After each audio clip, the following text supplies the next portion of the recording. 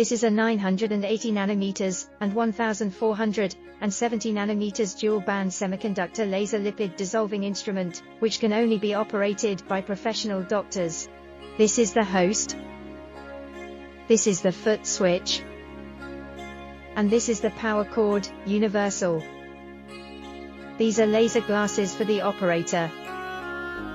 980 nanometers and 1470 nanometers lasers are invisible to the naked eye, but the damage to the eyes caused by the laser is irreversible. We must pay attention to laser protection. This is the fat dissolving optical fiber. The optical fiber belongs to consumables and is disposable. This is the operating handle, which is used together with the fat dissolving optical fiber. Screw down the fat dissolving handle from the middle end of the handle, insert the optical fiber from the tail of the handle, and then insert it into the needle at the front end of the handle, and tighten it.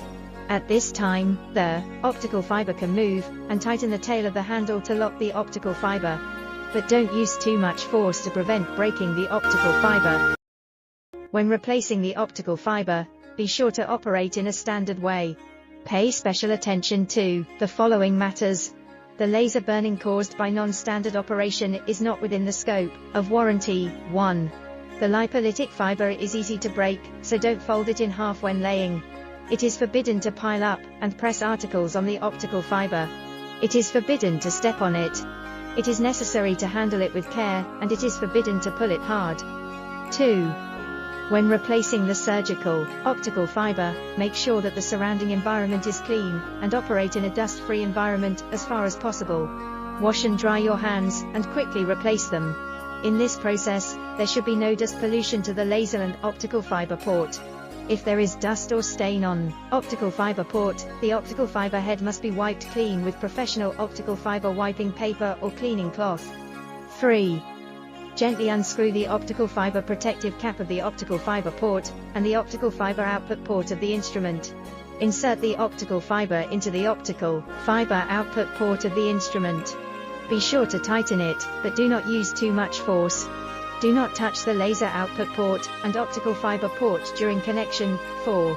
Before starting up, make sure that the optical fiber and the host are correctly connected. When the optical fiber cap on the host is not unscrewed, do not output the laser. Connect the power cord to the power socket. Connect the foot switch cord to the foot switch. The instrument can be started up without adding water and powered on. Now start up, the instrument will automatically enter the operation page after loading. This is the emergency stop button.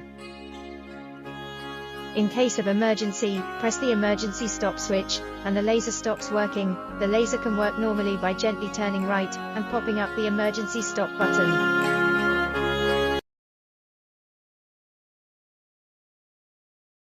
This is the power, which is the size of energy.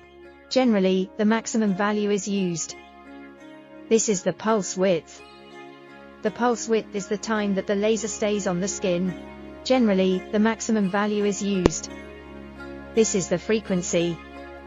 The frequency is the number of lasers emitted by the laser per second.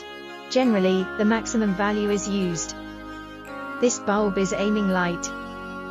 Click this button to adjust the aiming light brightness.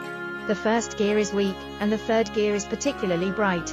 Generally, the third gear is selected. This is the energy count emitted by the laser after the power on.